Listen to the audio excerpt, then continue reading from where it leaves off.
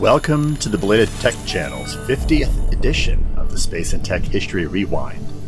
We are reviewing the milestones that occurred on each day in the week of May 24th through May 30th in space exploration, science, and technology.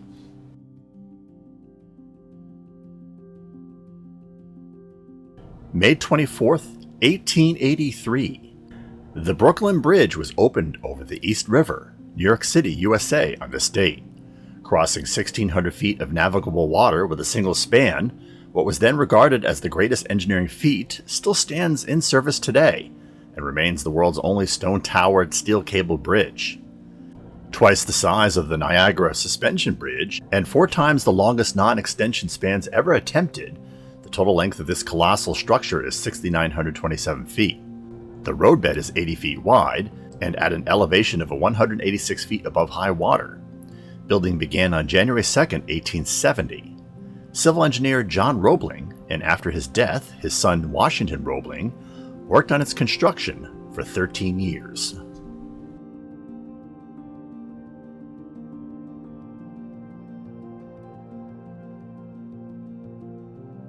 May 25, 1973.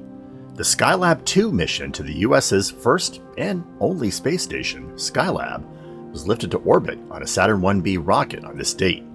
The mission used the Apollo Command Module CSM-116. The crew was Conrad, Kerwin, and Weitz. The Skylab station suffered significant damage on its May 14th launch. Its micrometeorite shield and one of its primary solar arrays had torn loose during launch, and the remaining primary solar array was jammed. Without the shield, which was designed to also provide thermal protection, Skylab baked in the sun, and rising temperatures inside the workshop released toxic materials into the station's atmosphere and endangered on-build film and food. The 3 astronauts took on the Herculean task of bringing Skylab into working order. The 28-day mission included such great moments as Conrad being flung through space after heaving on the solar wing just as the debris constraining it gave way, and the deployment of a lightweight solar shield developed in Houston in 1 week, which brought the temperatures down to tolerable levels. By the end of their stay, the station was ready for the next 2 Skylab missions, scheduled later in the year.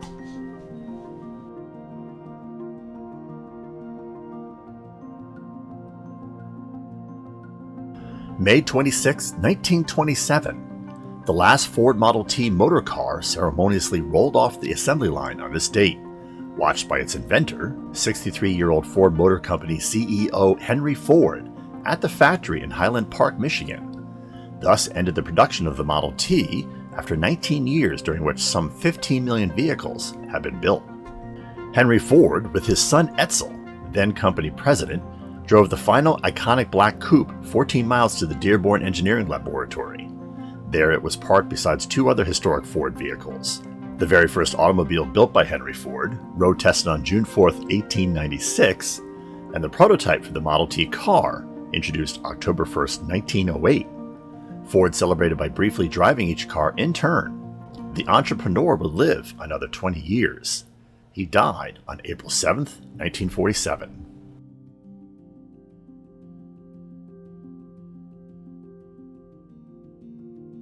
May 27, 1988. Microsoft released Windows 2.1 on this date. 2 versions were released, one for Intel 8286 base computers, and one for Intel 8386 base computers. Not many people remember this version of Windows, as it wasn't until version 3 that Windows had any sort of appreciable user base, and version 3.1 before the operating system became commercially accepted. We covered the release of Windows 1.0 in Milestones 36. Over the intervening decades, Unix, Linux, and Mac OS users have loudly derided Microsoft's GUI operating system, which started as a DOS shell and eventually was rewritten as a native OS. While it is true that security vulnerabilities have hobbled its ultimate usefulness, it is also true that Windows became the most used personal computer OS in the world and was a major facilitator behind the information age. The current version of Windows as of the date of this video, 10, is expected to be continuously updated for the foreseeable future.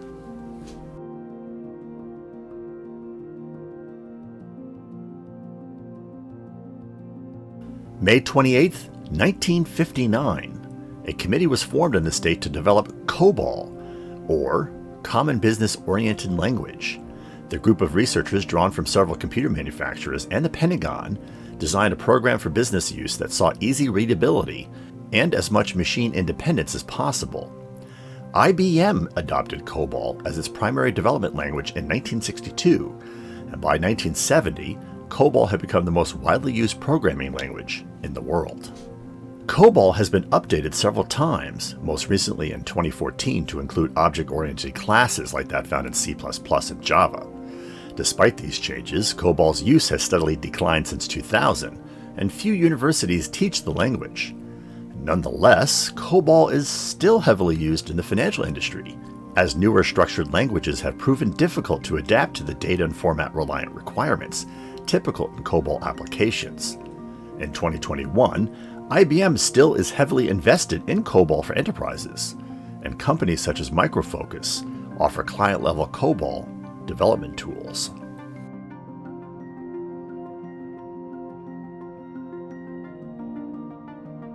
May 29, 1992.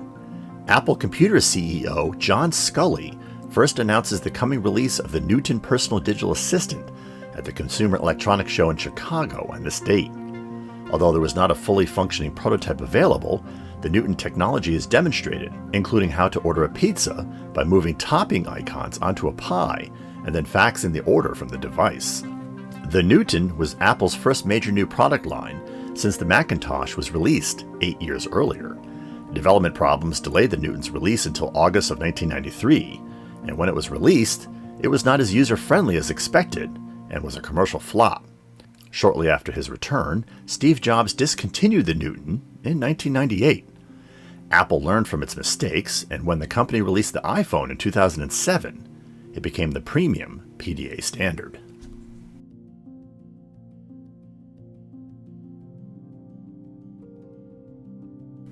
May 30th, 1971.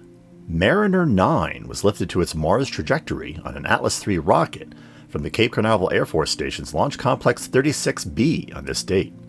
The interplanetary probe was to become the first spacecraft to orbit another planet. All previous probes from either the US or the USSR had either landed or performed flybys. Mariner 9's mission was to map 70% of the Martian surface and studied temporal changes in the Martian atmosphere and on the Martian surface. A total of 54 billion bits of scientific data were returned, including 7,329 images covering the entire planet. After depleting its supply of attitude control gas, the spacecraft was turned off on October 27, 1972. It is expected to deorbit in 2022, upon which it will either burn up in the atmosphere or crash into the planet's surface. We'll keep you posted.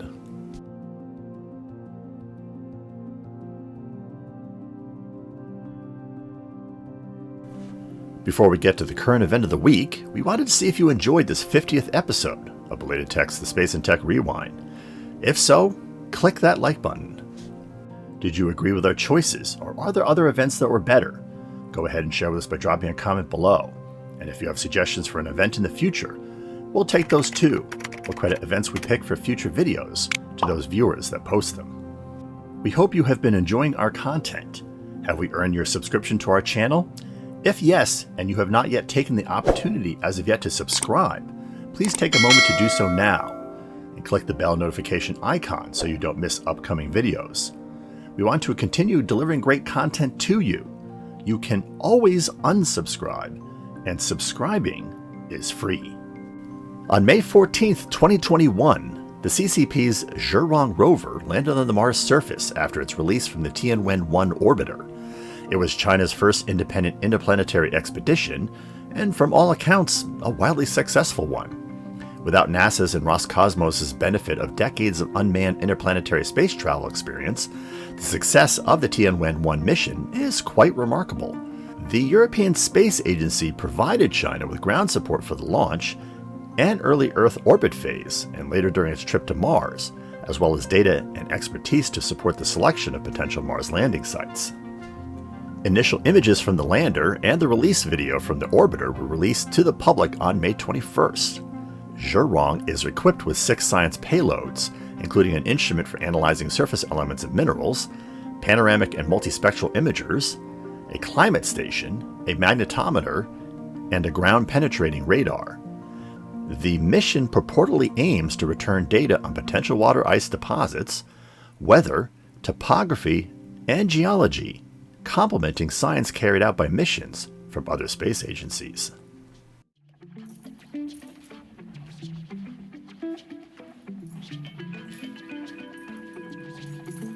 Links to some of our most recent episodes can be found in the description section below. You can peruse our entire 250-plus video library by looking at our playlists, which conveniently sort videos by subject.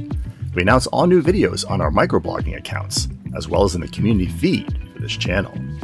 Want to know how to navigate our channel content? We refer to retrotech and innovation documentary segments as episodes. Coverage of current events in space exploration, science, and technology are labeled as shorts. Space and tech history are documented in an anthology called Milestones. And gameplay recordings can be discovered on the Belated Tech gaming channel in videos called walkthroughs and side missions.